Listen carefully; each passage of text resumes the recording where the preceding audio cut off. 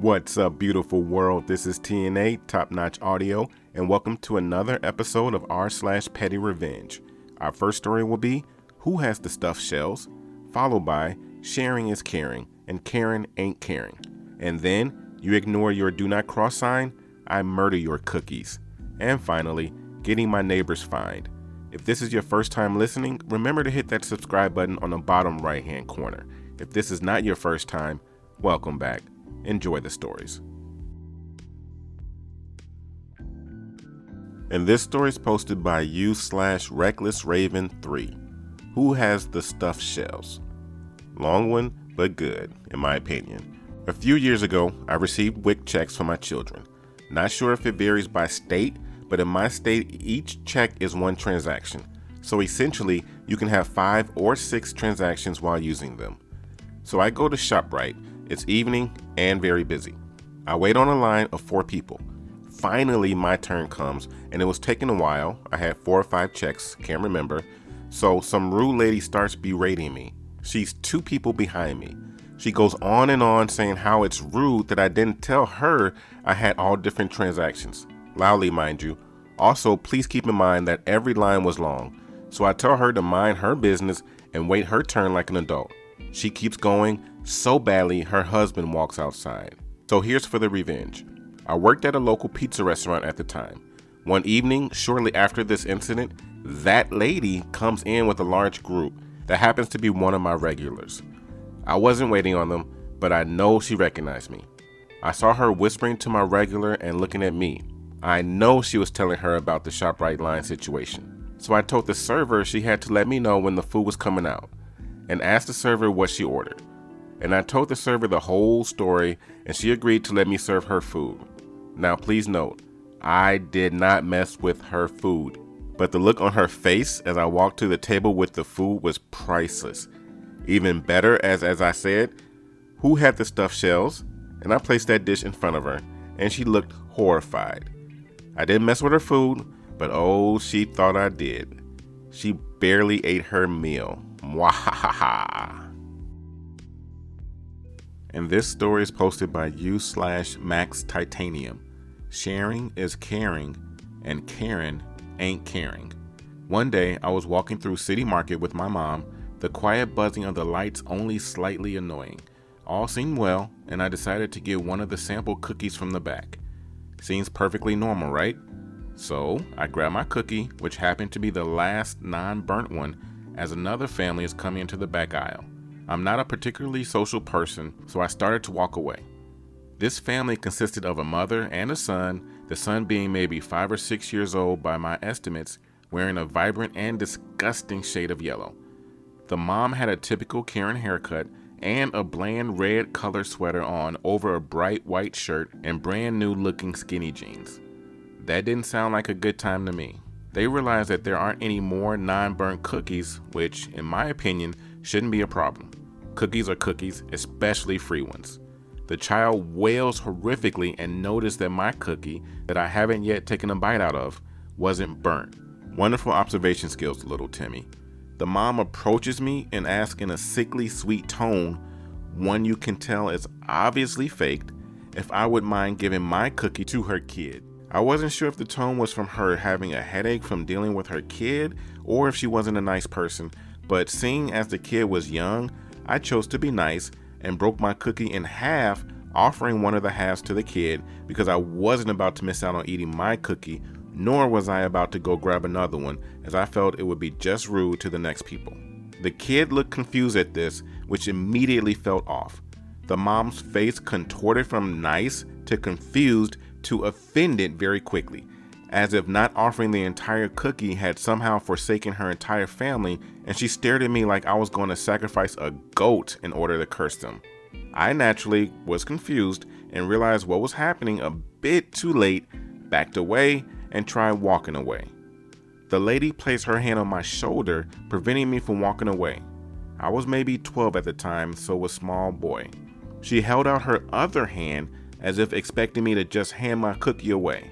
Let me once again state that I had tried to share, but Karen and her little hell spawn don't seem to understand the concept of sharing. evident by the atrocious wailing the child was releasing from the depths of the underworld itself. I hate the sounds of children crying. I managed to pull away from the iron grasp from this lady and speed walked away. The guttural release from both her and her entitled child gave me the chills, and she marched up to me and tried to take the cookie from me. Before she could, a light bulb flickered on, before bursting in my head from the excitement to see the next levels of rage and profanities my plan was about to induce. I stuffed the entire cookie in my mouth. Now, these cookies were fairly big, bigger than the basic sugar cookies they usually give, so my mouth was stuffed. For a moment, Karen and her child are silent, stunned in what they had just witnessed. 10 seconds later, the gates of hell are ripped from their hinges. Karen exploded at me, screeching profanities at me, many of which I surprisingly hadn't heard before. I stood there, the smuggest grin on my little face, as I slowly chewed on the cookie, continuing to rub salt in the wound until the profanities turned into indiscernible noises. Was it wrong of me to do so? Probably. Do I regret doing so? Absolutely not. After maybe 3 minutes of random sounds ejecting from the deep, dark chasm this woman produced, she stopped to take a breath. I had swallowed the cookie by now and was getting tired of listening to the white noise this lady was projecting, so I began to walk away. "I'm not done with you," she yelled at me. Obviously, I chose to ignore her at this point, as I was just done with her. As soon as I was out of the aisle, I booked it back to my mom and continued on like nothing had happened. Edit. Thank you everyone for the kind words, and may your chocolate chip cookies never turn out to be raisins. And this story is posted by u/LazyEyeMcFly. You ignore your do not cross sign, I murder your cookies. This happened a while ago while I was living in Austin, Texas. I was driving in the city, so I'll do my best to detail directions, as this was an encounter I had with a pedestrian. One weekday, I had to leave work on my lunch to return some Google Fiber equipment I had been using.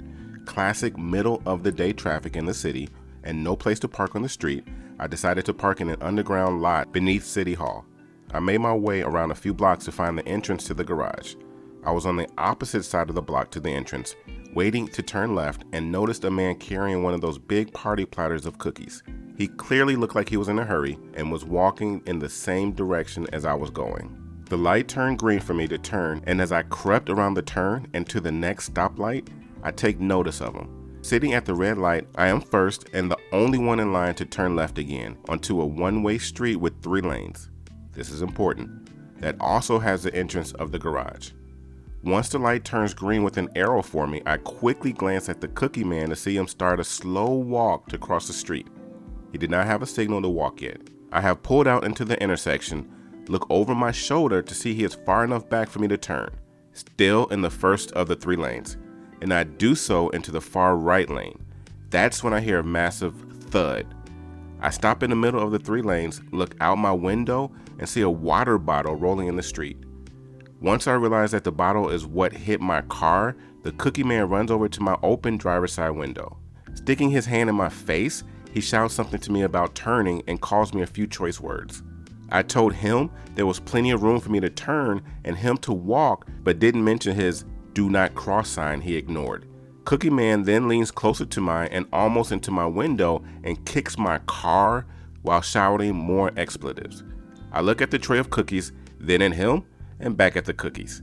Then I reached out my window and smacked the bottom of the cookie platter up, causing the cookie man to try and balance the platter more, but he ended up just spinning the platter, tossing the cookies all over the street. I hit the gas and go into the parking garage. I park, return my items, and have never seen them again. I did go back after work to look at the scene, and you could see every cookie smashed on the ground from passing cars. And this story is posted by u/GloriaJ10. Getting my neighbors fined. In my previous apartment, I lived on the bottom floor with 2 roommates. The girls who lived above me were really noisy, playing loud music at all hours of the night. Music doesn't really affect me much, but to my roommates, it was really annoying. They called the office and one of the office workers asked them to quiet down as there was a complaint. A couple days later, I heard really loud thumping and jumping from my ceiling. I can handle music, but I don't like thumping noises. I went upstairs to ask them to quiet down. Their excuse was that one of them is a stripper, so she was practicing, and that also because they're moving furniture. Whatever. I left my apartment for a couple of hours, and when I came back, the ceiling lamp had fallen from the ceiling. These apartments came with that lamp, so we would have to pay for it if it's broken. When I asked my roommates what happened, they said the girls above us were stomping so hard that it had broken off from the ceiling. They were in the room at the time, so you can imagine how scary that is for the ceiling lamp to just fall out of nowhere. My roommates called maintenance to fix the lamp as well as called the office again. By now, these girls knew that they were being too loud, too late at night. I could see it if it was the weekend, but it would be during the week. So one night, I decided to call the police because the office wasn't doing anything. I heard the officer speaking to them, and they fed him the same excuses they fed me. After he left, they decided it would be funny to get back at me by stomping extremely loud. I knew that they were going to do it on purpose because it was louder than it had ever been and it was more consistent. So I decided to record it to show the officer proof. Turns out there's a fine for things like that in our lease agreement. I never had a problem with their noise again. Oh man, those were 4 great stories. To hear the best stories of the week, click on the video in the top left-hand corner. To hear more Reddit stories all related to what you just heard, click on the video in the top right-hand corner. And if you have not already done so, click on the subscribe button in the bottom right-hand corner. Once again, this is TNA, Top Notch Audio. Thank you for listening and have yourself a great day.